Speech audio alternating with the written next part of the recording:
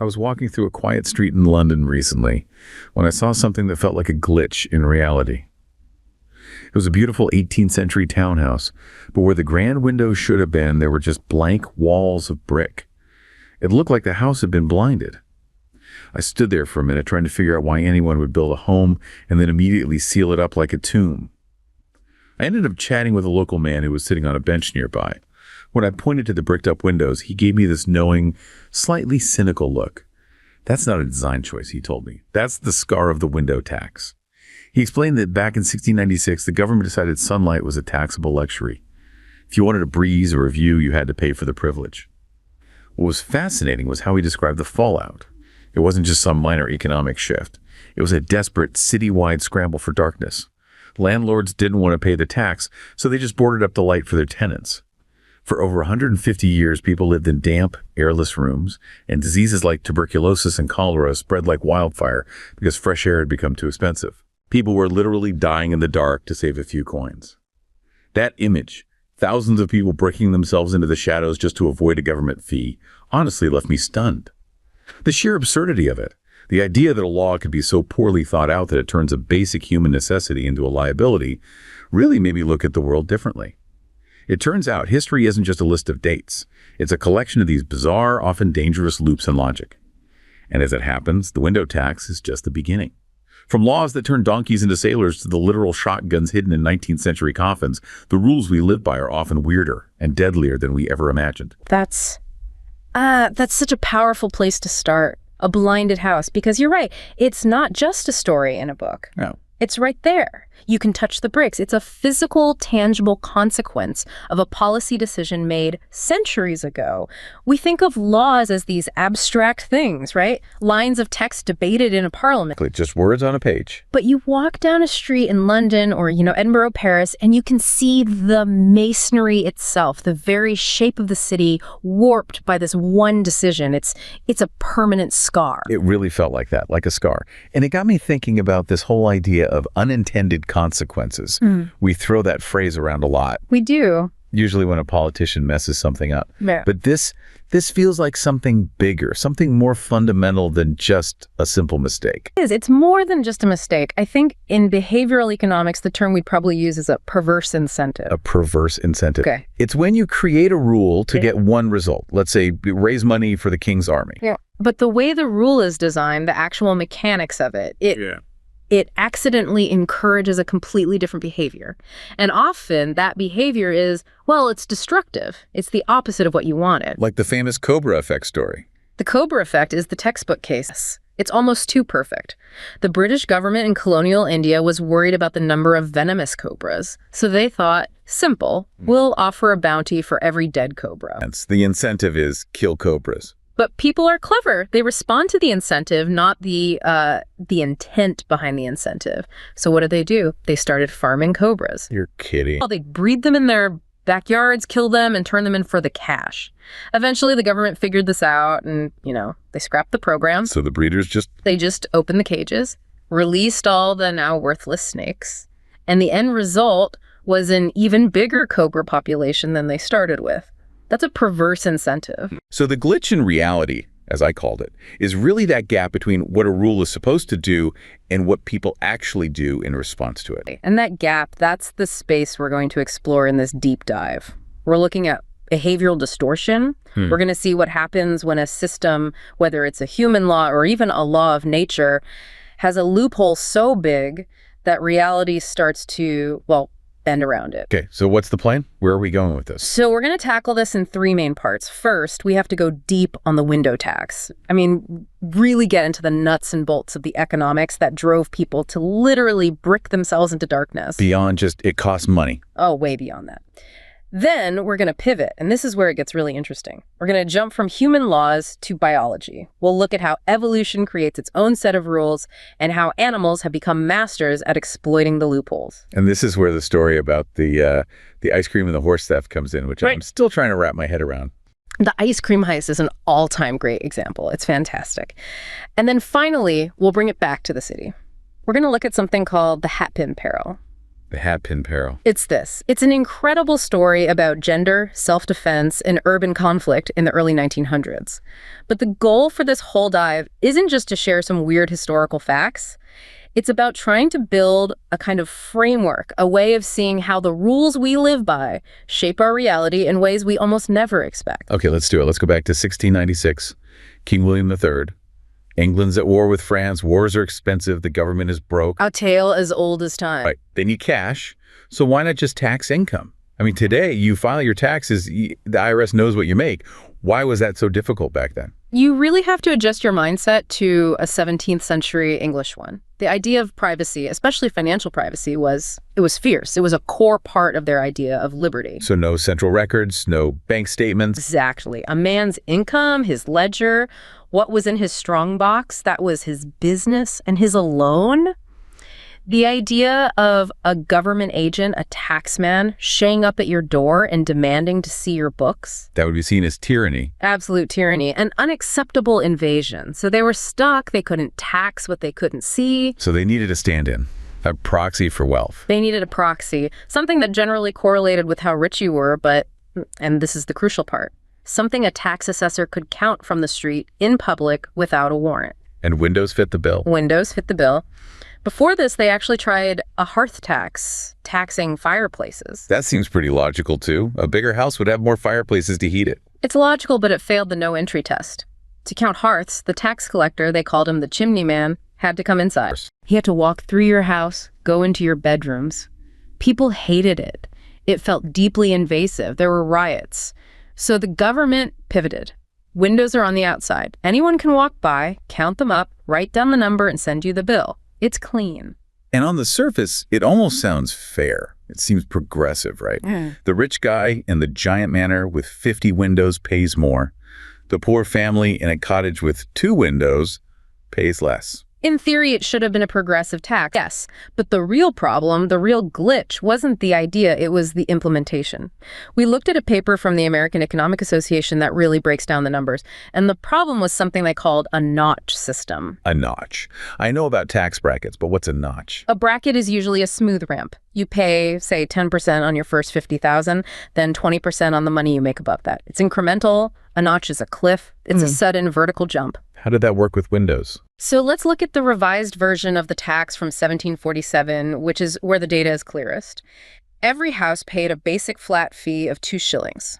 Simple enough. But if you had fewer than 10 windows, that was all you paid, 2 shillings. Okay. Manageable for most, I assume. But the moment you hit 10 windows, exactly 10, you crossed the notch. You were in a new tier. And now you had to pay the base rate plus an extra 6 pence per window.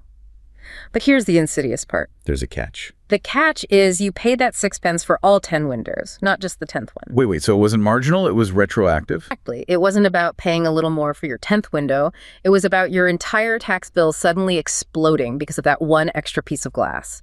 The financial difference between having 9 windows and 10 windows wasn't a few pennies. It was a massive, massive leap in your total tax liability. And there was another one of these cliffs. Yes, another one at 20 windows. If you had 19 windows, you paid one rate. If you added one more and hit 20, the rate per window jumped again for the entire house. My God. So that 10th window becomes the single most expensive home improvement project in history. Relatively speaking, yes. And we can't just think of a shilling as pocket change. For a laborer, a few shillings could easily be a week's wages. For a landlord who owns a tenement building with, dozens of windows, crossing that threshold from 9 to 10 on just one unit could completely wipe out his profit margin on the entire property. So if I'm that landlord and I own a building with 10 windows, I'm getting this bill and my first thought isn't, I should pay this. It's, how do I get back to 9 windows? You are now behaving as a rational economic agent, to use the jargon. You do a simple cost-benefit analysis. The cost of a few bricks and some mortar is a one-time expense. The cost of being in that higher tax tier is an annual recurring nightmare. The math is brutally simple. You block up the window? You block up the window. And the person living inside, well, they've just lost their son. They've lost their heir. But the landlord doesn't care. He doesn't live there. He doesn't live there. And this gets to the economic concept of deadweight loss. The researchers on that AEA paper estimated that about 13.6% of the total potential revenue from this tax just vanished. Vanished how? It evaporated. The government didn't get the money because the landlords bricked up the windows to avoid the tax, and the tenants didn't get the light and air, so nobody won. It's value that is just purely destroyed by a bad system. That's deadweight loss. But I want to push back on this a little. If you're a tenant and your landlord shows up with a wheelbarrow of bricks, surely you'd protest. You'd say, hey, I need to breathe. Why didn't the market fix this? Why didn't people just move to buildings that still had windows? That's a fair question, but it assumes a housing market with plenty of choice and tenants with lots of power. We're talking about the dawn of the Industrial Revolution. Cities like London and Manchester were exploding in population. So it was a landlord's market. Completely. Housing was incredibly scarce. People were desperate, crammed into tenements. Tenants had virtually zero bargaining power. If you complained about your dark, damp room, there were 10 other families lined up outside willing to take it, no questions asked. The landlords held all the cards. They did. And you can literally see the evidence in the architecture. If you look at architectural surveys of buildings from that period, you see a statistical anomaly. There's a totally unnatural number of houses built with exactly 9 windows. It's not a smooth curve. It's a huge spike at 9 and then a huge drop at 10. Wow. That is the behavioral distortion made visible in brick and stone. It's incredible to picture that. The building itself is literally shaped by the tax code, like it's crouching to avoid being seen. But okay, let's get to the human cost. We touched on it, but I want to read this specific account because it grounds it so powerfully. This isn't just an economics lecture. No, it's about people's lives. There's a chilling image I saw online of a Victorian-era house in London where the windows are nothing but stacks of cold gray bricks. Imagine being a mother named Martha in the 1850s, living in one of those blind houses. Because of the British window tax, her landlord bricked up the glass to save money. She spends her days in a damp, pitch-black room watching her children grow pale and sickly. I read a study that framed this as a classic environmental mismatch. Our bodies evolved over millions of years to crave natural light and moving air for vitamin D and respiratory health. Yet here was a law that made those basic biological requirements a taxable luxury. Martha's story isn't just about poverty. It's about how a legislative constraint can literally degrade human fitness. When I talk about this on my channel, I always emphasize how frightening it is when economic policy ignores biological reality. The great stink and the epidemics that followed were the price paid for a tax that forgot humans are biological creatures before they were taxpayers. It makes me wonder what modern windows we are breaking up today without even realizing the biological cost. Environmental mismatch, that phrase from the story, that is absolutely the key. It's a core concept from evolutionary biology, but it applies so perfectly to what is essentially a man-made urban planning disaster. Break that down for us. What does environmental mismatch actually mean in Martha's world? So an environmental mismatch is what happens when an organism's environment changes much, much faster than its biology can adapt. Our bodies, your body, my body, Martha's body, are, for all intents and purposes, genetically identical to our hunter-gatherer ancestors who lived outdoors. We're running Stone Age software on modern hardware. In a way, yes, and that software has certain non-negotiable requirements. We are biologically required to breathe fresh air.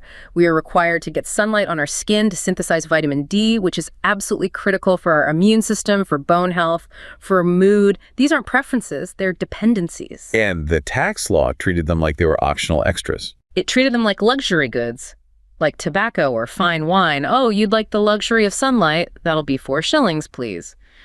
But from a biological standpoint, that's like taxing oxygen. When you take it away, the system begins to fail catastrophically. And this directly connects to the disease outbreaks mentioned in the story, right? Oh, yeah. The Great Stink, cholera, typhus. Oh, absolutely. The mid-19th century was the golden age of infectious disease in cities. Now, at the time, the dominant theory was miasma theory, the idea that disease was caused by bad air, by foul smells from sewage and decay. They didn't know about germs yet. Not yet. But what's so ironic is that even under their own incorrect scientific framework, bricking up windows was obviously a terrible idea. It trapped the bad air, the miasma, inside the rooms. So even by their own logic, they were making things worse. But now, looking back with our modern understanding of microbiology, it's even more horrifying. We know that ultraviolet light from the sun is a potent natural disinfectant. It kills bacteria and viruses on surfaces. And fresh air. Fresh air circulates and dilutes the concentration of airborne pathogens. So by creating these dark, damp, stagnant, sealed boxes for people to live in, the window tax created the perfect petri dish. It was an incubator for disease. Dampness leads to mold, which causes respiratory illness. Lack of sunlight leads to rickets in children and suppresses the immune system in everyone. It's just a complete cascading failure of public health, driven by a tax law. And the real tragedy is the inertia of the system. This tax wasn't a short-lived mistake. It was on the books from 1696 all the way to 1851. Over 150 years. 155 years, that's what, 5-6 generations of people living and dying in these man-made conditions? Why did it take so long to repeal? I mean, if people were getting sick, if doctors, even the miasma doctors, were pointing out that this was a disaster, why didn't Parliament just get rid of it? Well, for one, the government was hooked on the revenue. It was a steady, reliable source of income. And two, the people who were suffering the most, the Marthas of the world, had no political power. They couldn't vote. Their voices didn't matter in Parliament. So it wasn't until the political cost got too high. It wasn't until the medical community and social reformers mounted a huge, sustained campaign in the 1840s, explicitly branding it a tax on health, a tax on life. The public shame finally grew to a point where it outweighed the financial benefit for the government. It's such a sobering lesson. A broken system doesn't just fix itself because it's causing harm. The pressure has to become overwhelming. Which actually is a really interesting pivot point. We've been talking about man-made rules, tax laws, legislation, but humans aren't the only creatures who have to navigate complex systems of rules and incentives. Nature is the ultimate complex system. Right. I think most people have this image of nature as being, I don't know, pure survival of the fittest. It seems so direct. The fastest gazelle escapes the lion. That's the headline for sure. But the fine print is always much, much messier. Evolution is, at its core, a kind of optimization algorithm. It's constantly trying to find the most efficient ways to maximize survival and reproduction. But just like that window tax created a loophole for a landlord, evolutionary pressures create loopholes for animals, and we call these sensory traps. No, sensory trap. Okay, that sounds like something out of a science fiction novel. It's an absolutely incredible concept. Basically, a sensory trap is when one animal evolves a signal, a sound, a color, a structure, not to provide honest information, but to deliberately hack the nervous system of another animal.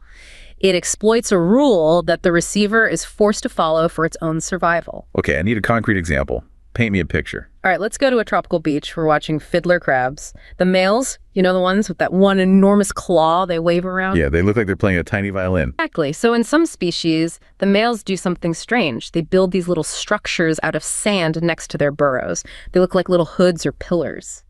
For years, scientists wondered, why are they wasting energy building a sandcastle? Is it for decoration? A mating display? It's a trap.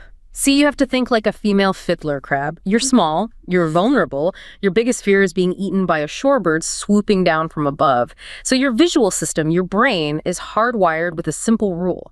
Structure equals safety. A lump on the flat sand could be a rock, a shell, a place to hide. So the rule is run to structure. Run to structure. The male crab knows this rule, so he builds a fake structure. He builds a decoy shelter. The female sees his little sand hood from a distance. Her brain screams, "Safe harbor!" and she scuttles towards it. But when she gets there, she doesn't find a fortress. She finds a male who has just successfully lured her into his territory for a mating opportunity. He's hijacked her survival instinct. That is deviously brilliant. He's basically putting up a fake free Wi-Fi sign to lure you into his coffee shop. It's a perfect analogy, but if you think that's clever, the barn swallow takes it to a whole other level. This case study from a paper in Frontiers in Ecology and Evolution shows a level of deception that is, well, it's almost sociopathic. Sociopathic birds. Okay, I'm listening. So we have the common barn swallow, Hirundo rustica. The males have a particular call, it's called an enticement call, which they use to attract females and lead them to potential nest sites. It sounds, perfectly pleasant to us. But researchers decided to look at the acoustic data, the spectrograms of the sound. And they broke down the sound waves. What did they find? They compared the male's enticement call to the sound a baby swallow makes when it's begging for food, a nestling's cry. The acoustic structure was nearly identical. The adult male is flying around making the exact same sound as a hungry baby. Why would he do that? For two reasons. It's a dual-function deception. The first target is the female. A female swallow's brain is highly attuned to that begging sound. It's the maternal instinct. It's a high-priority signal. So when she hears it, she becomes attentive, she investigates. The male is hacking her parental care drive to get her to come closer for mating. Okay, that's layer one of the deception. What's the second? Layer two is the real glitch. The researchers found this call also has a profound effect on other adult males. Male swallows are extremely territorial. If one male hears another rival adult male in his airspace, the default response is aggression. Attack. Right. Get off my lawn. Exactly. But males are generally tolerant of nestlings. Evolution doesn't reward you for attacking babies. It's a waste of energy, and it's bad for the species as a whole. So when a rival male hears that enticement call, his brain doesn't process it as rival, it processes it as infant. So he backs off. He suppresses his aggression. The calling male is essentially wearing a vocal disguise. He's wearing a baby mask. He's able to operate right under the nose of a rival without triggering an attack because his internal software is telling the rival, don't worry about me, I'm just a harmless kid. It's a biological do not disturb sign. But hang on, if this is so effective, if lying works so well, why hasn't evolution just made every male do this all the time? Why do they ever tell the truth? That is an excellent question. It gets to a concept called frequency-dependent selection. A lie is only powerful if the system generally runs on truth. If every single male sounded like a baby all the time, the signal would become meaningless. Females would start ignoring it, and rival males would probably start attacking anything that made that sound. The deception only works because it's rare enough, or used in specific enough contexts, to exploit the default trust in the system. So the loophole only stays open if not everyone is using it. If it becomes common knowledge, the system gets patched. Actually, and that is the perfect bridge back to humans. Because unlike evolution, which can take thousands of years to patch a bug, human society can pass a law to close a loophole almost overnight, especially when that loophole involves stealing something very, very valuable. Which brings us to the American South. A scoop of lemon ice cream and a man named Silas. We've talked about sensory traps in birds. This is a story about a human deliberately creating one for a horse. And not just for any animal. A horse in the late 1800s, rural South was. It was your car, your tractor, your most valuable asset. Stealing a horse was a capital offense in many places. Right, so I came across this story, and I just have to read it exactly as it was told, because the ingenuity of the crime is just, it's stunning. Please do. Try to imagine a humid afternoon in the American South during the late 1800s. I heard a story once about a man named Silas, who lived in a town where a horse was worth more than a man's life. Silas didn't use ropes or guns to steal. He used a scoop of lemon ice cream. He would tuck it into his back pocket and walk slowly past a pasture. To us, it's a melting mess, but to a horse, it's an irresistible sensory overload. I saw a report recently explaining how this wasn't just a quirk. It was a calculated exploitation of an animal's ancestral foraging instincts. The horse would catch that scent, its brain signaling a high-calorie reward, and it would follow Silas for miles, right out of its owner's sight, purely driven by its biological bias for sweets. When the law eventually banned carrying ice cream in your pocket, people laughed. But from my perspective, as someone who digs into these archives, it's fascinating. It shows how human deception often involves hacking the ancient software of the animals around us. We think of laws as moral codes, but sometimes they are just patches for biological loopholes that thieves learn to exploit. Hacking the ancient software. I mean, that phrase is perfect. It just validates everything we were saying about the fiddler crabs and the barn swallows. Silas is the evolutionary hacker. But let's get into the mechanics of it. Why ice cream? Why was that the key? Why not just an apple or a handful of sugar cubes? Think about the intensity of the signal. An apple is a natural food source. A horse might be interested, but lemon ice cream, that is a concentrated blast of refined sugar, fat, and a potent aromatic compound from the lemon. To a horse's olfactory system, which is thousands of times more sensitive than ours, that isn't just food. That's what biologists call a supernormal stimulus. A supernormal stimulus. Yes. It's an exaggerated version of a stimulus that elicits a response more strongly than the stimulus for which it evolved. Like a bird that will prefer to sit on a giant, brightly colored fake egg instead of its own smaller, paler, real eggs. The ice cream is a calorie bomb. It's a signal so strong it overwhelms the horse's brain. It overrides its training. It overrides the instinct to stay with the herd. It overrides the fence line. The ancient, hardwired instinct to follow the high-calorie reward just washes everything else out. So the horse isn't making a conscious decision to run away. Its brain is being hijacked by its own biology. In a sense, yes. And this connects to a really interesting nuanced concept from an NIH paper we looked at on animal deception. It's a specific type of deception called post-detection deception. Okay, post-detection deception.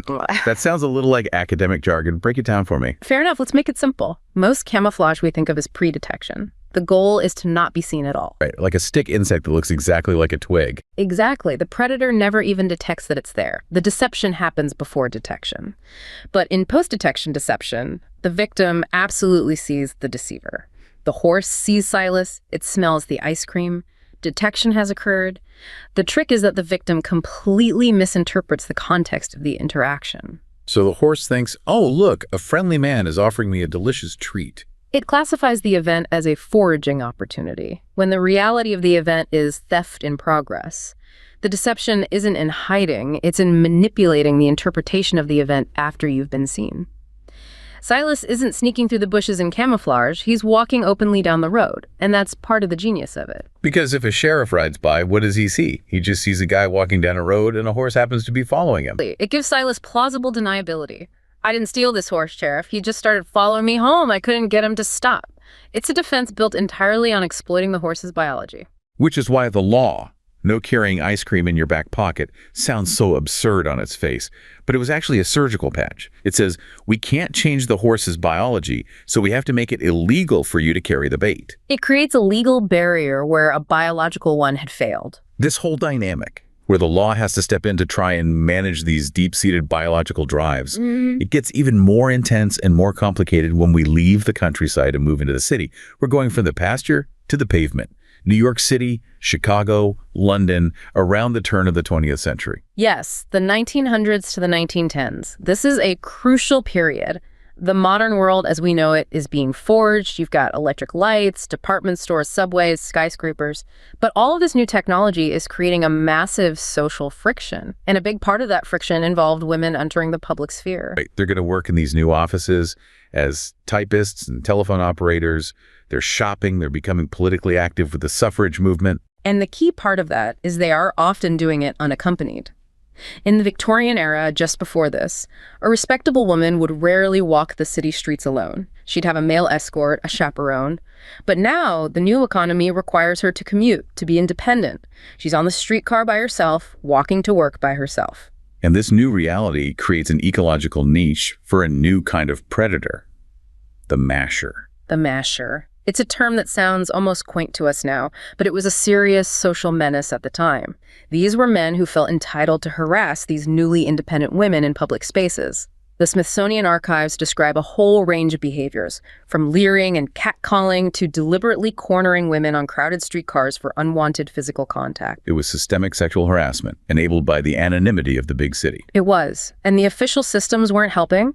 The social norms were in chaos, and the police often just looked the other way. The attitude was often, boys will be boys, or worse, blaming the victim. What was she doing out alone anyway? The law was failing to protect them. So, if we apply our evolutionary logic, when the environment becomes hostile and the system's immune response, in this case the police, isn't working, the organism has to develop its own defense adaptation. And, unexpectedly, the world of high fashion provided one. The hats of the Edwardian era. We have to picture them. These weren't little beanies. They were enormous architectural creations.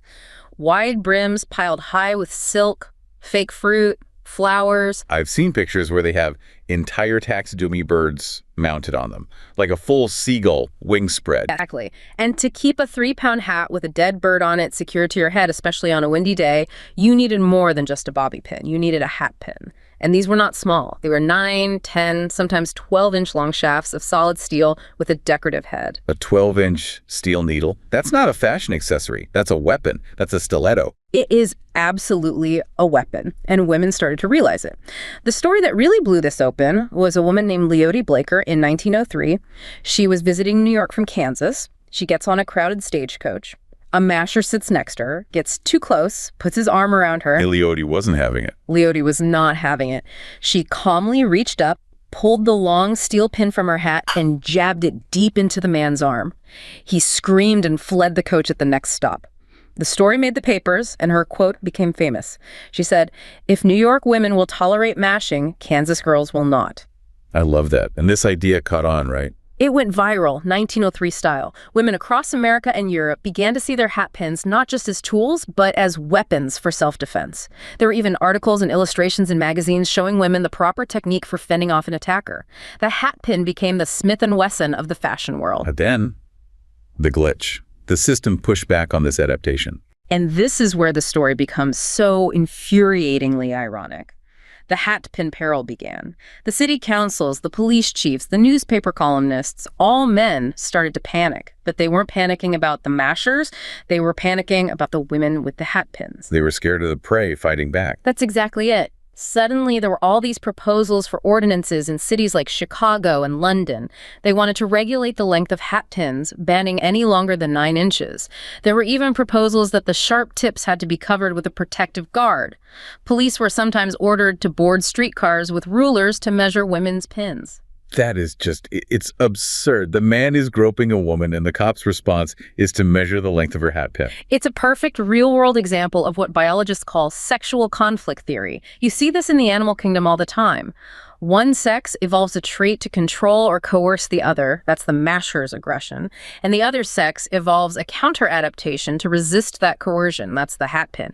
It becomes an evolutionary arms race. But in this case, the government stepped in to referee the arms race.